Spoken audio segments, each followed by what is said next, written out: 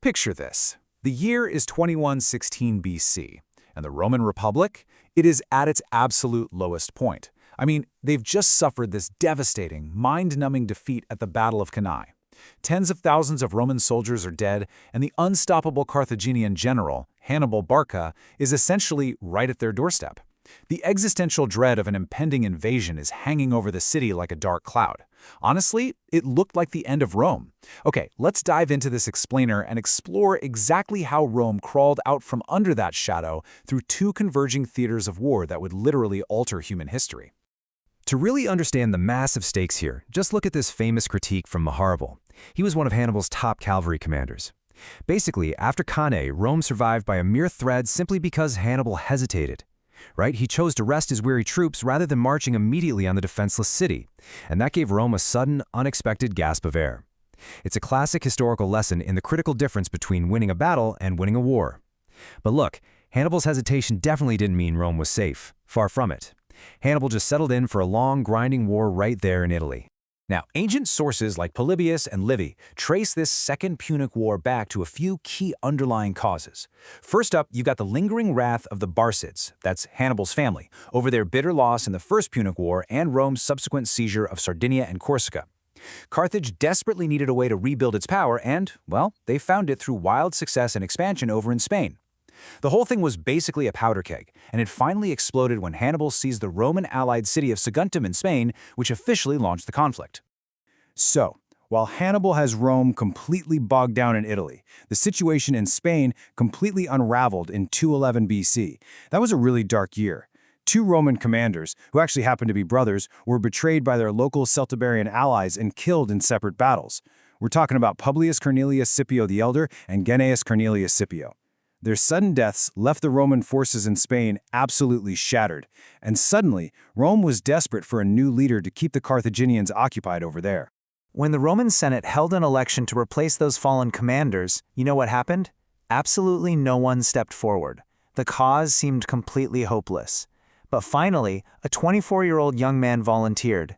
It was Publius Cornelius Scipio, the son and nephew of the slain generals.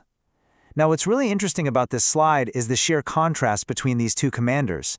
You have this charismatic, unproven boy general, Scipio, who, by the way, had incredible physical courage, having literally saved his dad's life in battle years prior, taking a command nobody else wanted. And he's going up against the formidable Barcid veteran, Hasdrubal Barca, who controlled massive armies and the vast resources of the Spanish peninsula. But here's the thing. Scipio wasn't just brave. The guy was a tactical genius.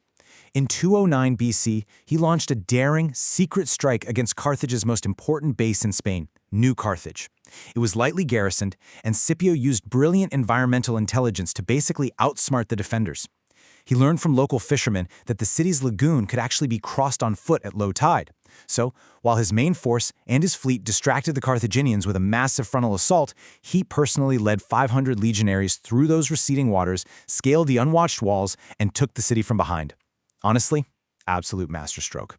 Winning the city was one thing, but winning the war? That required something else entirely. Scipio realized that to truly defeat Carthage, he had to flip the loyalty of the local Spanish tribes. He employed what we can really only call astute chivalry. For example, he freed the citizens of New Carthage, and when a beautiful captive bride was brought to him, he returned her, completely untouched, to her fiancé, a chieftain named Eleusis, and he even gave their ransom back as a wedding gift. He also protected the captured relatives of another key chieftain, Indibilis. It's just a brilliant reminder that winning hearts and minds is just as critical as winning on the battlefield. This political maneuvering completely won over the local tribes, which provided Rome with crucial cavalry and deprived Carthage of their local support. So this huge shift in momentum culminated in the Battle of Bacula in 208 BC. Scipio aggressively attacked Hasdrubal Barca's forces, brilliantly outflanking them on a hillside and taking out a massive chunk of the Carthaginian army. I mean, it was a stunning Roman victory. However, it inadvertently set off a ticking time bomb. See, Hasdrubal managed to flee the battle with his surviving forces and a vast war chest, and he started moving with terrifying speed north, straight toward the Pyrenees. His goal? To cross the Alps and reinforce his brother, Hannibal, in Italy. And that brings us to the ultimate nightmare scenario for the Roman Senate. Think about it. How do you stop two Barcid armies from uniting? If Hasdrubal successfully brought siege equipment, fresh mercenaries, and war elephants down to Hannibal, Rome would be absolutely crushed. They had struggled to survive against just one son of Hamilcar Barca. Now they were facing two. What followed was a desperate, high-stakes race against time. And this brilliantly illustrates the tension. Hasdrubal crossed the Alps much faster than his brother had a decade earlier, swelling his ranks with enthusiastic Gauls and marching straight south into Italy. But fortune favored Rome. Hasdrubal sent out messengers to coordinate a meeting place with Hannibal. Luckily, those messengers were captured by Roman forces under the consul Claudius Nero down in the south. Realizing the existential threat, Nero took a massive, calculated risk and completely circumvented the Senate's authority. Leaving his main camp behind to keep Hannibal distracted, he took 7,000 elite men and executed this grueling, totally secret forced march hundreds of kilometers north to join the other Roman consul Marcus Livius. Now, Nero arrived at Livius's camp under the cover of darkness. The whole point was to keep the Carthaginians from realizing they were suddenly outnumbered. But, military protocols have a weird way of revealing secrets. Hasdrubal was a seasoned veteran, right? He listened to the sounds coming from the Roman camp, and he heard a second trumpet sound. That auditory signal, one he recognized perfectly from his time fighting Romans in Spain, meant a second commander, a second consul, had arrived. The visceral, dramatic irony here is just incredible. Hasdrubal instantly realized he was suddenly staring down two united Roman armies. And under the cover of night, he ordered his forces to retreat. But the retreat was a total disaster. Betrayed by his local guides, Hasdrubal became hopelessly lost while searching for a ford across the Metaurus River. Morning broke, and the Carthaginians were literally cornered against the steep riverbanks. Their situation was miserable. They were completely disorganized, totally deprived of sleep, and to make matters even worse, a huge number of his Gallic troops had gotten heavily drunk during the night. The ticking clock hadn't just reached its climax, time was officially up. The Roman legions were fast approaching, and Hasdrubal had absolutely no choice but to form up for battle. Backed against the river, Hasdrubal mapped out a complex troop deployment to make the absolute most of the terrible terrain. He placed his best, most reliable troops, his Hispanic veterans, in a deep formation right there on his right flank. The center was held by the Ligures. On his left, he placed his unreliable, tired, and honestly hungover Gauls on a hilltop, cleverly shielding them behind a deep, impassable ravine. And up front, he deployed his 10 war elephants. Let's move forward and see how this builds, because this impossible terrain forced one of the most decisive tactical maneuvers of the ancient world.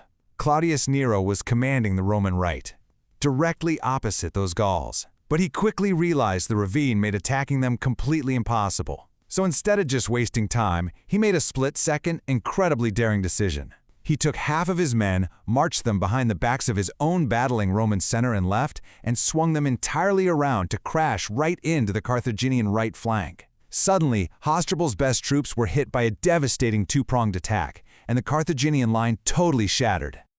The numbers from the ensuing slaughter paint a pretty catastrophic picture. Modern estimates generally put the Carthaginian dead at around 10,000, with over 5,400 captured. The Romans, they lost roughly 2,000 men. The war elephants ran completely amok and actually had to be killed by their own drivers.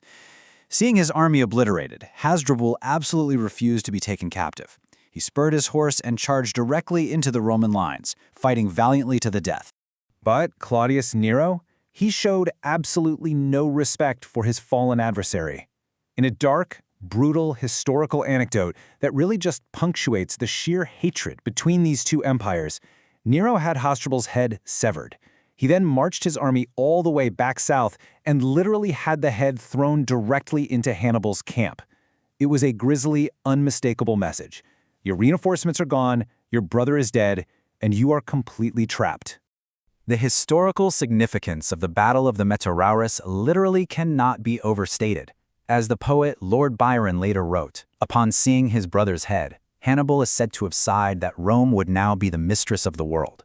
This single battle stranded Hannibal in Italy forever, without any hope of reinforcement, and it effectively saved the Roman Republic from complete annihilation. So, the crucial point is this is exactly where those two separate destinies seamlessly converged.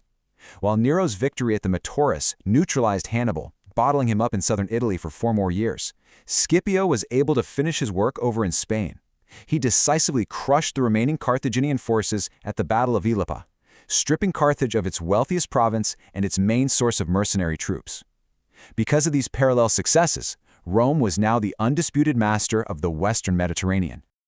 But it all leaves us with a chilling final thought. What if those Carthaginian messengers had actually slipped through the Roman lines? What if Nero had never intercepted those letters, and Hasdrubal had actually managed to unite his fresh army and his war elephants with Hannibal's unmatched tactical genius? Thanks for exploring this explainer with me. It's just a stark, fascinating reminder of how the smallest pivots, a delayed march, an intercepted letter, can completely change the grand course of time.